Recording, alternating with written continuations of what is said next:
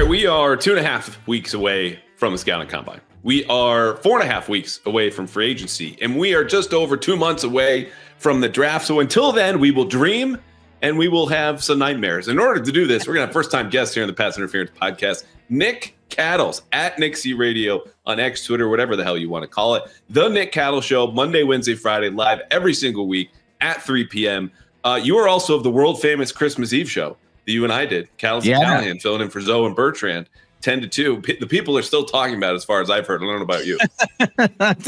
I guess it was a big hit for some people, but look, I'm nervous. Hopefully I can get through this maiden voyage with you on this podcast. I do watch you all the time. I'm not saying that to blow smoke up the skirt or the shorts, but I do watch you all the time. So when you asked me if I would jump on, I said, absolutely, I would jump on. So here I am. Thanks, man, for the invite. You got it. Of course, this is going to be a professional show. Like I say to other people who've had a radio experience, like these are my favorite because I just sit back and let you do what you do. Granted, we do have the homework, and I think that's why we work so well together on Christmas Eve. We have a little bit of fun along the way. Excuse me. That would not pass for radio, coughing into the mic, but here we are. It is late Thursday afternoon. When I talk about dreams and nightmares, I'm not referring to the old Eagles anthem after they won their first Super Bowl in the last 8 years. I'm talking about best and worst case scenarios for the Patriots offseason. That includes free agency. It includes the draft. It includes possible trades, which we will have. So in a very simple format, I have prepared 3 items that, in my opinion, build a best case scenario for the Patriots this offseason. On the flip side, I have 3 items that build out a worst case scenario for the Patriots this offseason. You have done the same, and you being you, brought in a couple of extras. So you have some backups in case I take some. And for that, I will let you go first as we start on a positive, because it's a positive day. Alex Bregman signed. We have nothing on that. But just the number one thing, best case scenario within reason for the Patriots this offseason. If this happens, they're on the road to something great. I mean, I'd go Bregman if you'd go Bregman. I'm ready to go Bregman if like, but I bet you are. I appreciate the graciousness of the hosting to let me go first. So best case scenario. All right. I think this goes into free agency. One of my best case scenarios, Andrew, is that this coaching staff is a free agency draw. The idea of Mike Vrabel, the head coach, Josh McDaniels, the OC, a little less Terrell Williams, because I'm not sure if you have found out or not, whether or not Mike Vrabel is absolutely going to be calling the defensive plays, but so a little less of Terrell Williams, but the Vrabel McDaniels, combination, that tag team, actually helps this team recruit free agents and makes life easier filling holes across the board, because some of these free agents look at the staff and say, I believe. T. Higgins looks at it and says, I believe that Josh McDaniels can get the most out of me. Drake May's there. I'm ready to go. Ronnie Stanley says, I believe in Mike Vrabel. I believe that this staff is going to get us to 8 or 9 wins in the first year. I believe Andrew Callahan's point that they could be the next Washington Commanders, quite possibly. So this staff being a very, very strong recruiting staff, I think would get this team off to a great start with free agency.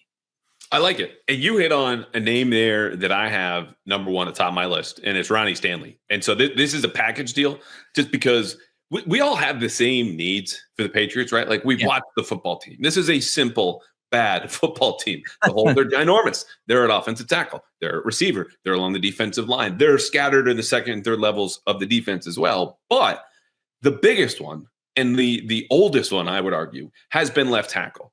And Ronnie Stanley is not only an above-average player in the market who can safely be projected as a long-term starter, he is the only player on the market who is above average and can be safely projected as a long-term starter. 6'6", 315 pounds, prototypical size, played almost 1,100 offensive snaps this past year, allowed just 2 sacks in those 1,100 snaps. Pro Bowl and All-Pro honors back in 2019, 2021.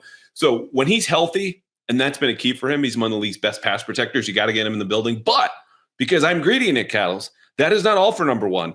In order to fill this hole, you need a present starter. Ronnie Stanley, boom, check. Sign him. You've made proper pitches. Doug Marone's in there too, on the phone like he's back in college. Come here, Ronnie, come on, we're going to recruit you. They're going to draft Josh Connerly out of Oregon. Senior Bowl guy, late day 1, maybe early day 2. And I wouldn't rule out a trade back into the first round, regardless of what the Patriots do at the top of the draft, or Donovan Jackson, who for right now is in that same, he's from Ohio State, range. You don't know if they'll be able to start at right tackle, but for me, if you've got him, one of the two, Josh Connerly or Donovan Jackson, plus Caden Wallace at right tackle, and Ronnie Stanley's manning the left side. Done. Holes are filled.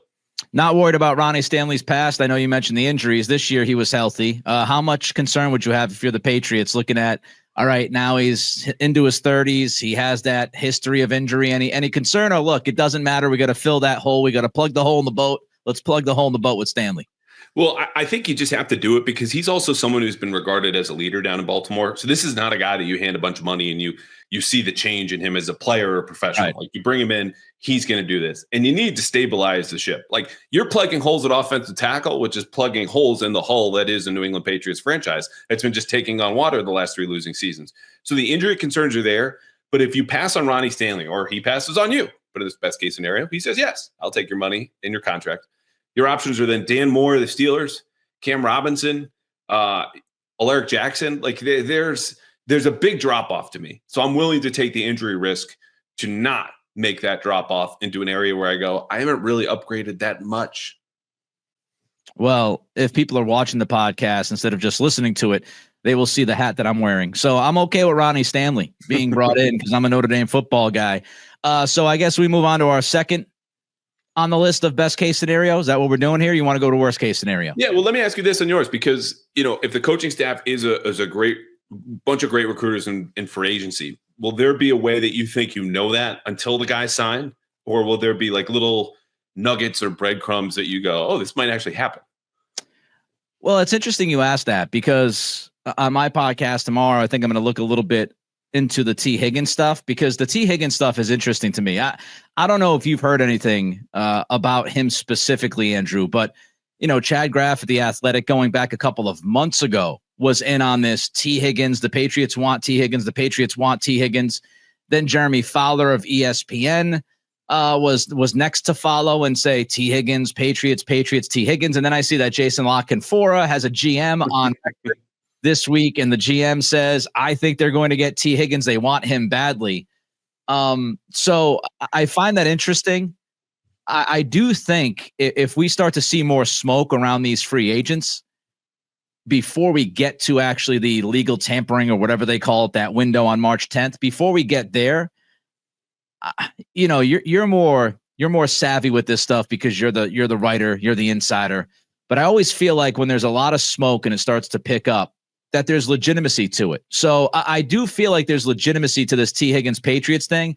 Do I think it's going to happen? I'm still not sold, but I absolutely believe that the Patriots want T. Higgins to understand that he is very, very high up on top of their list. So if you start to see some of this, footsie between the two sides or March 10th, then yeah, I think we could get an idea of, well, maybe Vrabel and the staff have some recruiting chops. Nick Cattles, big Notre Dame football guy and a footsie guy. Yes. Love the footsie. Love the footsie. Yeah. We'll leave the Rex Ryan jokes to the side. Look, I think that's fair. I think also, someone who's friends with Chad and met Jeremy and, knows of Jayson LaCanfora. I think there's also some obvious dot connecting there. Team that most needs a receiver connected to the best receiver on the market. And I know we'll probably get to T. Higgins here in a little bit. I think, too, the way that we might know will be in a couple of weeks at the Combine, which for folks who have, I don't know if I said it on this podcast or elsewhere, who really want to know what the Combine is like, it is not what you see on TV. Like, teams have never cared less about watching you run a 40, do particular drills. They want to know about the medical. They want to know what the interview is with the 15 minutes. And then it's just a bunch of gossip girls while the league at large kind of dabbles in alcoholism and hangs out because everyone's at the same 4 or 5 bars till 4 or 5 in the morning. And I'm also there doing some good work, which in the past years, I'll be honest, has really helped me with a particular mock draft that I had for the Patriots as we go into the draft. But my point is, as much as there's lying going on and drinking and rumors and nuggets and rumblings and whispers, that stuff will start to come out that as I talk to agents or other people hear from them, the respect level for Mike Vrabel, the seriousness, I think will start to leak out there. Will it all be true? No, there will be some smoke, but that's, I think, when we'll know. So if people want to know how the perception has changed to the Patriots or with the recruiting, as you say, because that's when it'll also start, is in person over a steak in Indianapolis. You'll hear about it in the days after that. So stay tuned here and everywhere else. All right, number 2 on your list. All right, number 2 on my list. This is going to be pretty much an obvious one, but acquire an alpha wide receiver 1. And I couldn't care less how you do it. I don't care if you sign the guy. I don't care if you trade for the guy. I am not going to sit there and say you should be drafting Tet McMillan at 4. I think that's a little nuts, honestly, in my own opinion. I think that's too high for Tet. But if I'm looking at all these options, Andrew, you know it, man. There's a lot of options, I think. T. Higgins, we've already talked about him. A.J. Brown had a very interesting IG post yesterday talking about how winning a championship didn't necessarily make him as happy as he thought it would, and said that he's more thrilled to dominate, which made me wonder, catching 67 footballs this past year, is that kind of a little signal? And you also got Garrett Wilson. What's Garrett Wilson thinking? Aaron Rodgers is gone, right? Who's going to be the quarterback in New York? And I know a lot of people have thrown out DK Metcalf. So just go out and get me a legitimate, bona fide wide receiver 1, an alpha, hopefully a guy that plays on the outside and can make some contested catches. I like that term alpha. We've not thrown that around enough. It's always diva wide receiver, just number 1, blue chip elite, blah, blah, blah. No. It's some guy who comes in. This is my sideline. This is my ball. These 50-50s or 80-20s. Do you have a preference among all those? A.J. Brown. Okay. I think he's a beast. You want to talk about alpha? I think he's your prototypical alpha. And, you could say DK Metcalf. I know some people have questioned whether or not DK is a great route runner and, how he would fit ultimately. I'd be fine with DK. The one thing about AJ, of course, is he's going to be 28 years old, I think, in June. So you might get 2 or 3 years out of him, but I think he's motivated and he's got that relationship with Vrabel. And I think he's the guy we're talking about, right? The guy who walks into that room and people take him seriously immediately. And Vrabel speaks glowingly of him. So you know for a fact that dude works his tail off, because if he didn't, Vrabel wouldn't be singing his praises. Right. The familiarity, I think, will be a big piece of this. You look at the staff that Mike assembled, just like a lot of coaches, you bring people that the next step is to bring in players that Yep. I would bet, unless A.J. Brown reads books on how to throw tantrums and get yourself out of an organization, I think he probably is not going to be available, because the Eagles look and go, we have a chance to repeat. And look, receiver is a strength for us, and we should go ahead and just do that. But I do like it because he's the complete package. Yards after the catch, downfield threat, strong, fast, everything you could want, plus the familiarity where there's no kind of risk of just, hey, in the old days with free agency, you would meet with players and then they'd weigh the contracts. It's just boom, who gives me the most money? There's no interaction. There's no learning. So yeah, I think teams more often than not rely on players that they're familiar with. T. Higgins, where is he on that list? Because I know we've already talked about him, but I think it's interesting. I hear this thought today of maybe the Patriots should do the Bregman thing. Like, give him a short deal with a lot of money. And I've also heard cases for both sides. Well, the Bregman thing is actually what happened with A.J. Brown.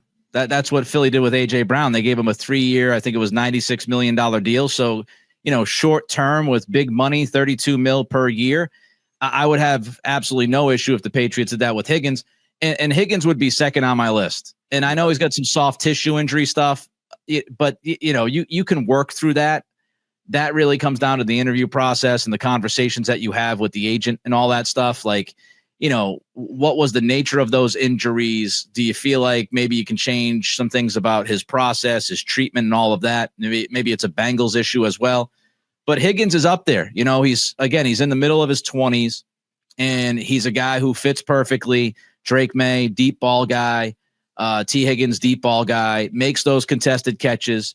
And what I'm interested in, Andrew, from your point of view, do you think T is a 1? Like, I personally think T is a 1, and I think people kind of throw shade at him because he happens to be on the same team as Jamar Chase. I think he could be a 1. Do you think he could be a 1? I do, and I think the numbers that, as best we can, are independent of your surroundings. He's still catching balls from Joe Burrow. He's still opposite Jamar Chase. Right. He's playing within a functioning offense that leans very pass heavy. You look at PFF grades, separation, catch rate, uncatchable passes. All of those are very high and consistently high. So this is a guy who's 26. His best football is ahead of him. He might be facing number 2 corners, or he's getting a number 1 and they double Jamar Chase on the other side, whatever it is. But he's making it work. And that leads me to another guy who I would also call more 1B, right? Like, if T. Higgins comes over and he's a number 1, I think he fits that. But it's not alpha in the way you kind of described. Like, the 10 dudes in the league, if they want to get open, they're getting open. And right. That's that. This other player who's number 2 on my list, is also a 1B at his peak. He's 28. He's a second best free agent receiver available, and this is Chris Godwin. Now, before dislocating his ankle, which is a big, serious injury that is not to be discounted, he was tracking for career highs in catches, receiving yards, and receiving touchdowns. Had he remained healthy, Chris Godwin would have had his 5th 1,000-yard season in the last 6 years. Okay, well, he's not always healthy. That's correct. He tore his ACL in 2021, but that did not stop him from a monster season in 2022 when most players go, oh, I really need a year to get back, and then I'm back to myself the following season. Not Chris Godwin. Okay, he's physical. Even when he's injured, this doesn't make sense, but it's true. He's durable, sure-handed, with one of the lowest drop rates of the NFL. Plays inside and out, and I'll leave you with this as far as the stats go, and I'm curious what you think about Godwin, who's obviously not in your top 2, maybe not top 3. When Brady played with him in Tampa, Brady's quotes were as sparkling and positive as I could see that he among receivers he played with. It goes for Welker, it goes with Edelman, it goes with Gronk. What a winning player he was, clutch. He was a captain down there, a guy that he counted on. So if I want someone to pair with Drake May for the next 3 years, who's not only just productive and durable and in his prime, and you can question the durable part, whatever, Chris Godwin is it. Like, that's a guy who's a professional in the room, in the locker room, on the offense that they have sorely needed going on years now. I like him a lot. Now, the one thing I guess I would say I kind of look at him more as an inside than outside guy. He could play outside, but Mike Evans has been that prototypical alpha kind of beast that I'm talking about. So maybe it's just kind of a personality tone kind of deal. But I do really like, if not, I don't know if I'd say love. Maybe I love Godwin. Maybe I could be talked into loving him. But I do think he would be, look, if you're the Patriots and you're in this situation, let's be honest. I'd be fine if they traded for Cooper Kupp, not as the one, but they need help in that wide receiver room. So I'm not going to sit here and say, oh, Chris Godwin. No, I would not take, I'd 100% take Chris Godwin. The injuries do scare me a little bit because they're significant injuries. And I wonder how he'll, yes, you can come back after the ACL tear when you're in your mid-20s. Now you're getting into your late 20s. Andrew, I'm a little older than you. I'll tell you, man, the clock is, it takes no mercy from you. It's a little bit more difficult to recover from certain things as you get older. So I would have some questions about that. But you brought up Brady, and it kind of got me thinking about, his ability to transition to the Josh McDaniels offense. I'd have to imagine that Brady, brought, as we know, his offense to Byron Leftwich down in Tampa. Yeah. And so, Godwin would have, I would imagine, a pretty good handle on what McDaniels wants to do. So maybe you kind of, you get out of the gates a little bit quicker with Godwin, and he's kind of, shot out of that cannon ready to go day one of camp versus some of these other guys that you don't really know, right? We don't really know how these other guys would transition to this offense. Maybe you buy the idea that Godwin transitions easier. That's a great point. I hadn't thought about it at all. And there are two things on this, because I covered Chris very briefly when he was at Penn State his last year before he declared early, is he's a workout warrior. Like, this is all that he does. This is all that he loves. His girlfriend at the time, now wife, is basically his personal trainer. And that's what they do, is they work out and he plays football. Very quiet guy, serious guy, committed, all of those different things, whether it's injuries and rehab or just kind of getting stronger, faster. That's all he's doing all the time. So there's the cultural fit there too. Like, if you can play and take the pressure and the heat of being with Tom Brady, greatest of all time, doesn't make him a jerk, but like, some guys are just not cut out to play with Tom. He can do that here. The second thing I already forgot, which has escaped me, but Chris Godwin. Oh, I think this is a buy low opportunity too, right? Like, T. Higgins is healthy. He's productive. Chris Godwin, the injuries, for the most part, are a bad thing. You'd rather just a healthy player who's always been healthy. But if there's a time to get him now as he hits free agency, this is it. Coming off of an ankle that, again, dislocation, very serious, but you give him time, because he did this in October, to recover, come back, study the playbook. And not to mention a guy that, when he walks in, is going to be the best receiver they've had since prime Julian Edelman. So that's just the impact of that, I think, is we just continue to ask for a number one and a number one and a number one. Once it gets here, it's going to be, oh my God, it's even better than I expected, Yeah. And when you get into free agency, this, Andrew, I mean, most guys, the vast majority of guys that hit free agency, they hit free agency for a reason, whether it's age, whether it's durability questions, whether it's somebody has pretty much supplanted them or is about to supplant them from what they do.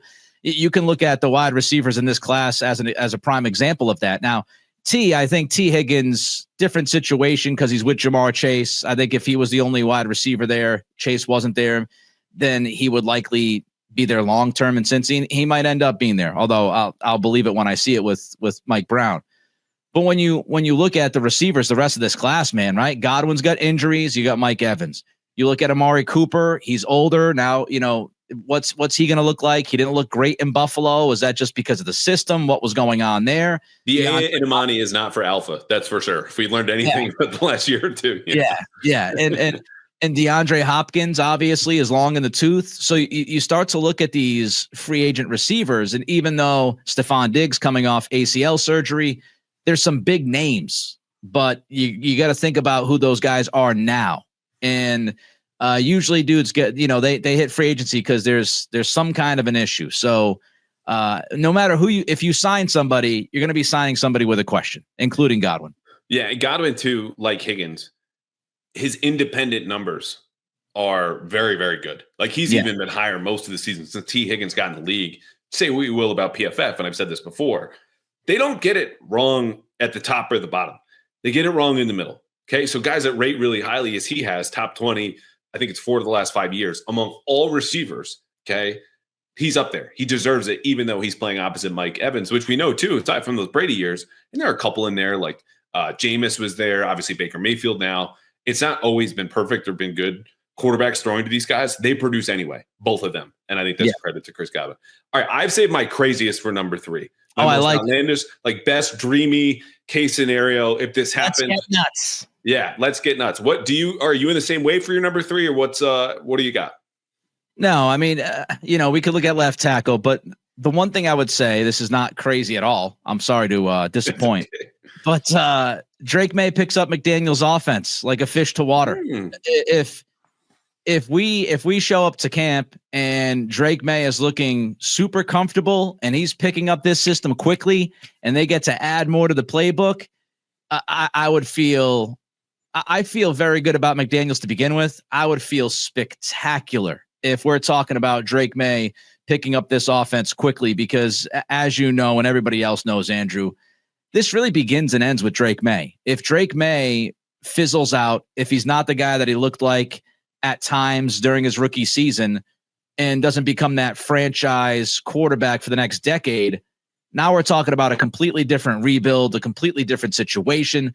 So what would help tremendously is if Drake May picks this thing up quickly, is as smart as people say he is, can process as fast as some say he does, and all of a sudden now we're talking about this beautiful marriage right away between McDaniels and Drake May. I think that would be gigantic for this football team.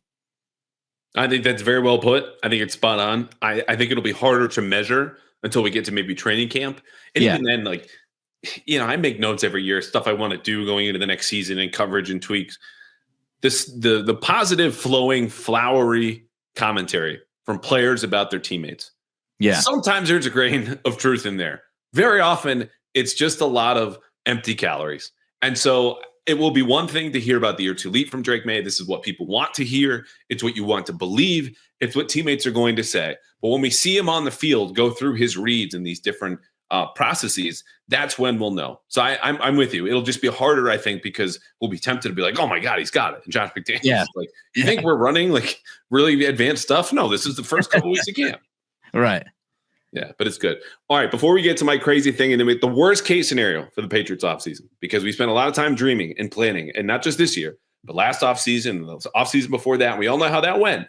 I have a reminder for the folks who also watch a little bit of Celtics, a little bit of Bruins, a little bit of Red Sox. PrizePicks is still America's #1 daily fantasy sports app, even when football season is over. And I can tell you this plainly, Jayson Tatum is having an MVP season, and so is my account at PrizePicks, thanks to Jayson Tatum, where all you need to do is build a lineup of 2 to 6 players.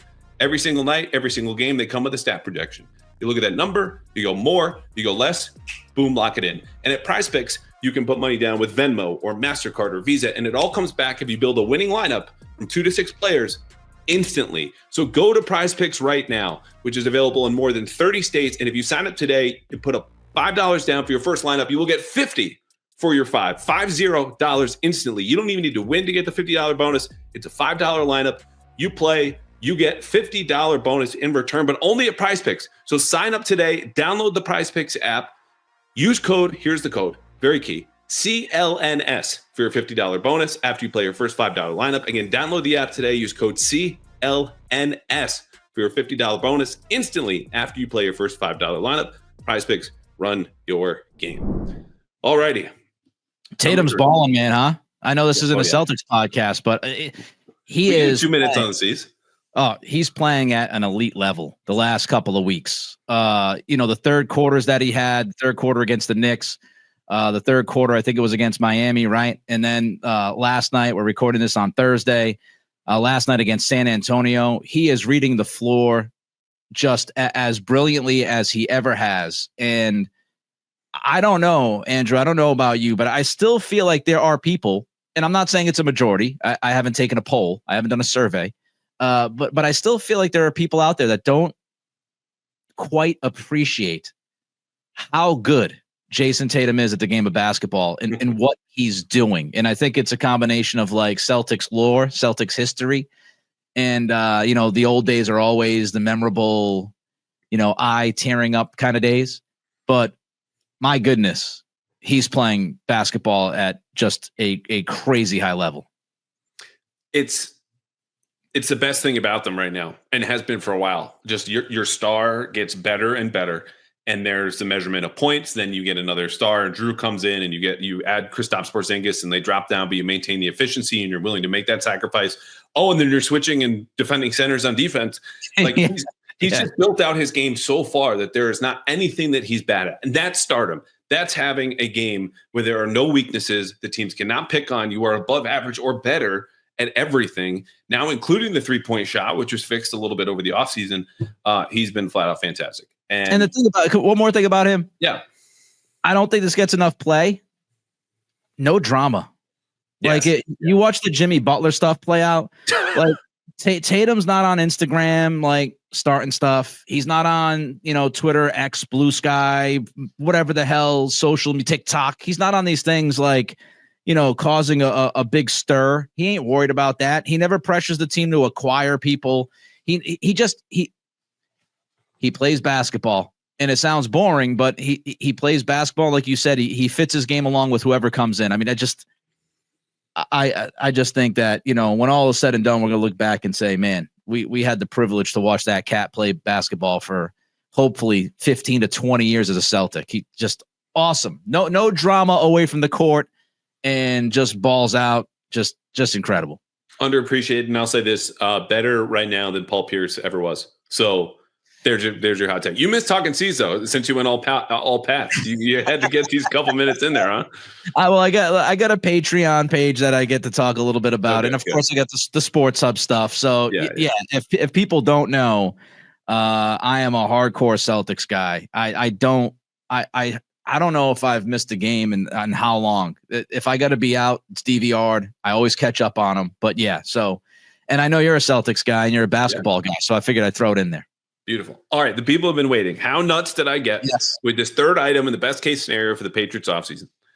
And I've actually said this before in an episode, but I'm going to reiterate it here. I would love, capital L, capital O, capital V, capital E, love the Patriots to trade for Myles Garrett. And you can ship in the number 4 pick as far as I'm concerned, and what's considered a weaker draft class for a guy who is a current Hall of Famer if he retired tomorrow, generational pass rusher who's averaged 15 sacks per season over the last 3 years. I get that he's 31. You're still going to get, it might be 29. I need to double check that. You're going to get 3 to 4 years of some of the best pass rushing you've seen. He needs a new contract. Well, the good news is you have all this freaking money. So if it's not to spend on players like Myles Garrett, who fit comfortably, snugly into the top 10 list of best players in the league, regardless of position. And you could argue impactful, given the way he just destroys double teams, sometimes triple teams out there in Cleveland, despite being double teamed more than anybody else. Okay. Who are you spending it on? And I know this is costly and goes against my general philosophy of the Patriots need to maximize all their resources this offseason, right? I don't want to see trades with picks. You need to use them, build the roster. Myles Garrett's don't hit the market very often. And it would take a little bit of persuasion. But you talk about the recruiting. If Mike Vrabel, in his 10 or whatever months in Cleveland last year as a coach and consultant, can manage to pull in a fish like Myles Garrett, Good God.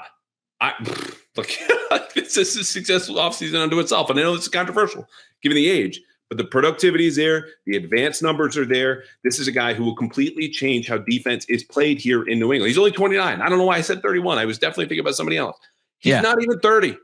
Him and Christian Gonzalez can support an entire defense for the next 3 years. Make it happen. Andrew Callahan, I agree with you. And he's 29 until December 29th. So really the entire football season, he's 29 years old. He'll be 30 next season and 31 the year following. That's just in case you didn't know, that's how age works. So you're welcome. He's 29 years old, and you're not going to get somebody with the fourth pick that is who Myles Garrett is. And I know people tend to look at this and they go, yeah, but you're not there yet. You're not there yet. Well, I'd rather be a year early than a year late. And if you could bring in Garrett and he could help you get to 7 or 8 wins, maybe even 9 wins in 2025, he's still only 30 years old in 2026. So when you're ready to take that next step and you are considered a playoff team, maybe he takes you from, a nice little pat on the top of the head playoff team to this team could actually do damage because they got a guy that can single-handedly change the dynamics of a football game. And so I agree with you. And I think, just imagine, let's hope, fingers crossed, that Christian Barmore comes back healthy and figures out the blood clot stuff. He tweeted out the, what is it? The Hourglass. Yes, I was thinking Days of Our Lives from when I was growing up. My mom used to watch that all the time. He tweeted out the hourglass. I don't know what that meant. Maybe Andrew knows. Maybe he has an idea and is not willing to say anything. I wish I did. But you got Christian Barmore, you got Keon White, who you hope to get even more out of next year, Myles Garrett. And you can look at the free agents class. You can look at the draft class. I know you and I are already starting to look at the draft and all of these guys. I mean, defensive line is so damn deep with players that can hopefully contribute day one.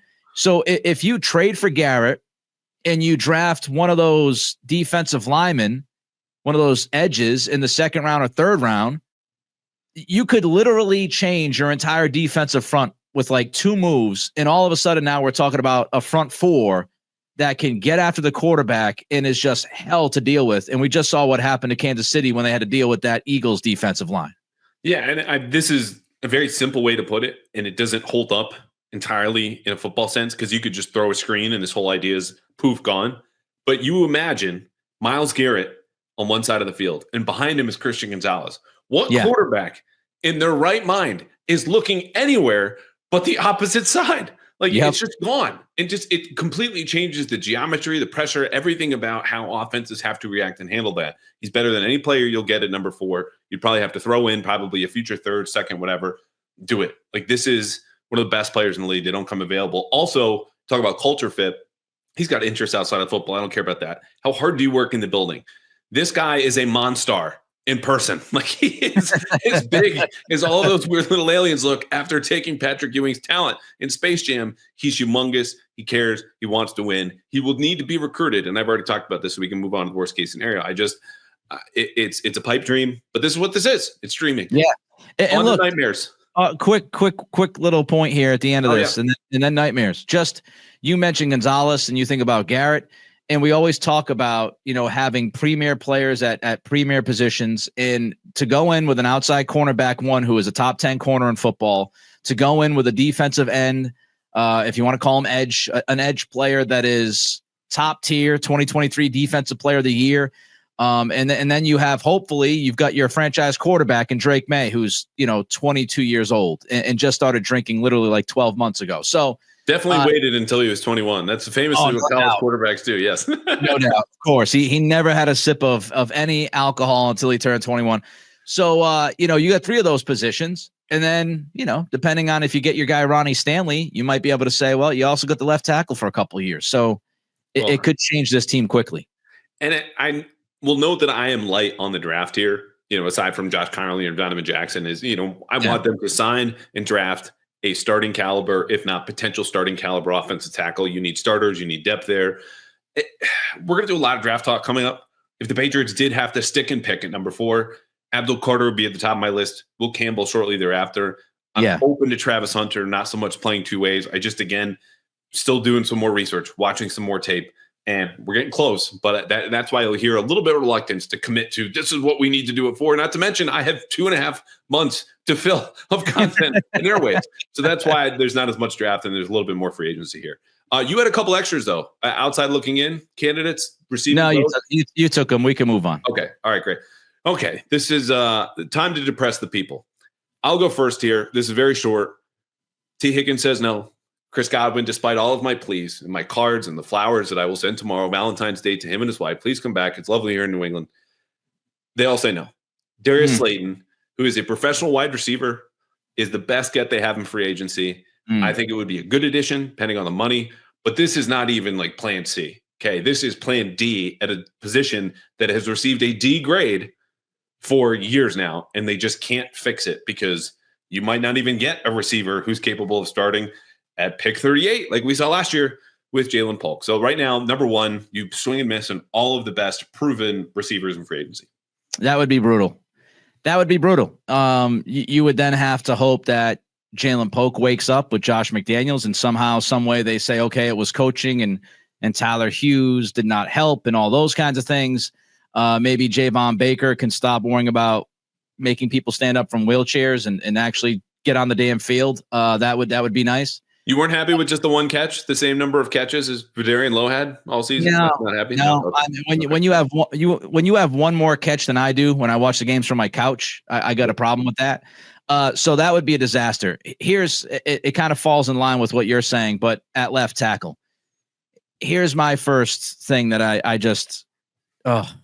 dread is that if this team fails to find a legitimate day one answer at left tackle, this has been the never-ending battle waiting for Godot at left tackle since Bill Belichick decided to not use any draft picks in the top 100 to try to fill the tackle spot. Protect May. It goes back to what I said earlier on this podcast, Andrew. Number one priority is Drake May, and you've got to do everything that you possibly can do with every fiber of your being to make sure that guy is protected in 2025. And if you fail to land a day one answer, I'm not saying you need a superstar. I'm not saying you need somebody who's considered a top 5 tackle in football. No, I'm talking about somebody who is a legitimate starter day one that you don't have to worry about. If they fail to do that, it is a massive fail of an offseason. I agree. And this leads to my number 2. I think we have a good balance here. You got like general points, and I'll bring in a name either to prop up and say this would be it, or in the opposite case, I will bash the signing. Cam Robinson, God bless him, former Jaguar, traded to the Vikings, who said you can plug this hole, and they only gave up this super late round pick. I don't want to be the third or fourth person, especially when everyone watches and goes, oh, I can fix him. And then that person's wrong. And the next person's wrong. The third person's wrong. And you date and you go, why didn't this work out? Oh, because you can't fix this person. Cam Robinson is a serviceable swing tackle, fringe starter. What you're saying is what I agree with. They need a capable, proven starter at left tackle. This cannot be the same approach they took last year. You're going to sign a couple of low-level veterans, mid-round picks, throw them at the wall, see who sticks. Same thing Belichick did in his final offseason. Riley Reif and Calvin Anderson, and boom, they all came peeling off the wall. You need someone who can stand on their own, block on an island, do that on the left side. Again, it's unfortunate that the odds are stacked against them. So someone, it's very likely, will give Ronnie Stanley a deal, whether it's more money or just a better situation, that the Patriots don't get him. That's a bummer. But they can't stop there. I would say either they get Cam Robinson and then take a day 3 pick at tackle. This is my worst case. Dan Moore's not as bad, but if they don't get one in free agency, aka Ronnie Stanley, I would want to see Will Campbell walk in that door, or Amon Membu out of Missouri with the top 10 pick. I think Pro Football Focus, I did this with Greg on our podcast earlier today. I think Pro Football Focus has Cam Robinson ranked as their 17th best free agent in the class. I don't understand it. I don't get it. Zach Bond's like 68. Doug tweeted this out today or yesterday. I brought up Zach Bond because I'm like, Zach Bond's not even the top 40. How's that happen? Didn't Cam Robinson give up like 12 pressures in the playoff game? Like, yes, that's the best point. If anyone watched Vikings Rams, just case closed. Disaster. Here's another nightmare. And I talked about this earlier about the defensive line. If they fail Andrew, to add like 2 starters or at least potential starters to that defensive line, I think it's a huge swing and a miss. Like, there are no excuses. The free agent class is pretty deep if you look at it. Now, of course, again, they're getting a free agency, so you're not going to find studs up and down the list, but it's a deep position in free agency, and it is loaded in the draft. Defensive tackles are loaded in the draft. I think I saw Daniel Jeremiah say he had like 12 defensive tackles or whatever last year as starters in the draft, like graded them as starters. And this year he has like 24 of them. There are more than 40 defensive linemen that are going to the combine. It's loaded. If you walk out this offseason via free agency and the draft without 2 guys that are capable that you can plug and play on that defensive line, it's a swing and a miss. Totally agree. The pass rush is what it is. I mean, sacks are not a perfect measurement. You could argue they're not even a good one of pass rushes, right? But it's a positive correlation. It's strong enough. Patriots had 28 last year, dead last in the league. They're bottom 10 in pressure rate. Most places you looked, bottom 5 at Pro Football Focus. You need that pass rush to be better. Obviously, the run defense is a little bit more complicated and integral, and you're involving the linebackers there. But I'm with you. And you could make that same argument because we started to see this trickle into the mock draft sphere of, Mason Graham, number 4. He's higher on Daniel Jeremiah's list or Dane Brugler's than Will Campbell is. Why not just take the best player to position the need? Yeah. And the case you just made says to do the opposite. Just wait. This class is so deep. And I said I would take Abdul Carter because I think he's a blue chip player at a blue chip position. And so that's fine. If they don't want to do that, they want to wait on the defensive tackle as much as it is a need. What they can't do is go, okay, we know we need offensive tackle help. We know we need defensive line help. But the best player on our board was Tyler Warren, tight end at Penn State. And this completes my nightmare. I love this player. I think he's a great prospect. I've watched him a lot because I watch more Penn State than most college teams. He's a beast. He's going to be a legitimately good starter. You don't need legitimately good starters at any position right now. You need them at your most important positions because those are the ones that have failed you since Tom Brady left.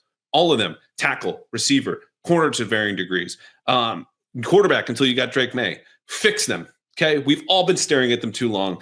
Tyler Warren's a wonderful player. You could even throw in, Will Johnson here, but they might take Travis Hunter, and I'll be like, yeah, probably fine. He's the best player in the draft, whatever. You cannot screw around at number 4. That's how I put this. If they screw around at number 4 and outthink themselves, it's the biggest problem, the worst mistake they can make all offseason. Yeah, I agree. They've got to nail that pick, obviously. And if it's a trade down, they better get a decent return on it and then not whiff wherever they fall to, wherever that place may be. Yeah. You have a third one? Because that wrapped up my nightmare. Darius Slayton leads the receiver hall. Cam Robinson in a day 3 pick at offensive tackle, and then player TBD at number 4, but no one that any of us saw coming. All right, here's a little bit maybe of a sneaky one because we're focused on swinging and missing on some of the bigger names, right? I think it would be devastating if the Patriots swing and miss at the middle class of free agency. I could buy into the idea of, okay, T. Higgins didn't want to come here. All right, maybe Chris Godwin didn't want to come here. Maybe Ronnie Stanley didn't want to come here because they got offered good money on a contending team. We get it. It's tough to get the top dogs. But if you can't hit in tier 2, if you can't get some of these other guys that could, I just use the term plug and play. If you can't go out there and get that middle class of free agency figured out, it's what Washington did last year, right? I mean, Washington absolutely dunked on the middle class of that free agency class, right? So if you're Vrabel, you're Cowden, you're Wolf, you cannot swing and miss at the middle class because unequivocally that will sink you. You will be back to, a 5-win team maybe next year, maybe best case a 6-win team. So I can't guarantee that you get the top dogs in the class. And I understand if you can't get some of those guys, if not any of those guys, but man, oh man, you better clean up. You better clean up in that tier 2. Well, that's what good teams do. You mentioned Washington. And it's not even Austin Eckler, but your Bobby Wagner's, Frankie Lou is a little bit more expensive, but that's where you get value. Like the goal when you sign these most expensive players at all these big positions, the only way they live up to those contracts is to most often play better than they've ever played before. And that's banking on something that has a low probability, but a high impact. And you get it because sometimes you just have to pay for really good players. But when you take a Zach Bond, as the Eagles did, 1 year flyer, put him in a new position, and he plays like an all-pro, that's how you build winning teams, is you get more out of your resources, your cap space, your second and third round picks than anyone else does. And to stick with the Eagles for a second, Cooper DeJean, second round pick 6 in the Super Bowl. Milton Williams, third round pick, going to hit free agency soon. Defensive lineman, has a couple of pressures in the Super Bowl. Those players supplement the top picks that you have to hit on. We all get that. We all know that. But to your point of the middle class or the mid-round picks, those separate the good teams from the great ones and the worst teams in the league from everybody else. So I'm with you there. It's not a big sunk cost financially, but it's a great indicator, a bellwether of how well does this front office perform. Are they finding the diamonds in the rough when everyone else is looking in the same place? Who's actually pulling them out? Yeah. How do you fill out the roster? Like, we'll all pay attention to some of these, bigger names, but how do you fill out the roster? And maybe, like you said, the diamond in the rough. Maybe you sign somebody and all of a sudden you get a hell of a lot more from that guy than anybody thought that you were capable of getting from him. And that would really dovetail with what Mike Vrabel did in Tennessee. He comes in with the reputation of always getting more from his players than he should. So in theory, they should crush the middle class in free agency, and they should get much more out of some of these guys than anybody would think. Each time you say I think they're going to crush the middle class, I just have like the Amazon logo in my head and Apple and like state of government just generally floating around. And we'll stop it there for the folks who are getting a little upset or reaching to jump into the comments on YouTube. But I just think, I don't know. It's multiple meanings these days. Anyway, Nick, this has flown by, as typically happens when you and I jump on for a show. I've got to go, but tell us where the people can find you, listen to you, watch you, read you, everything you got going on. Yeah, man. Nick Cattle's show is the podcast I do Monday, Wednesday, Friday. You hit that earlier. You can just, I guess, search Nick Cattle, Cattles. There might be a tweet coming to that podcast soon, little teaser to make it maybe a little bit easier for people to find us. But Spotify, Apple Pods, all that good stuff. I do a Thursday night, which I'll be doing in a couple of hours, our last episode of the season. But Crafts and Kickoffs, I got to get you on that show next year. It's simple. I drink a beer and we talk about the NFL. And then 98.5 The Sports Hub. I pop on every once in a while. I'll be on this Sunday, 2 to 5. So that should be fun. And the social media stuff, man, at Nick C Radio, all that other stuff. Beautiful. Sounds like a guy who is promoted before, been on radio, been podcast, Patreon, everything. Nick, I appreciate the time. I will see you on your show next week, I believe. Yeah, sounds like a guy who's trying to survive his middle class ass. That's what it sounds like. Hey, I'll see you next week, man. Yeah. I appreciate the time, man. Great show. We'll catch you soon. All right. Thank you, brother.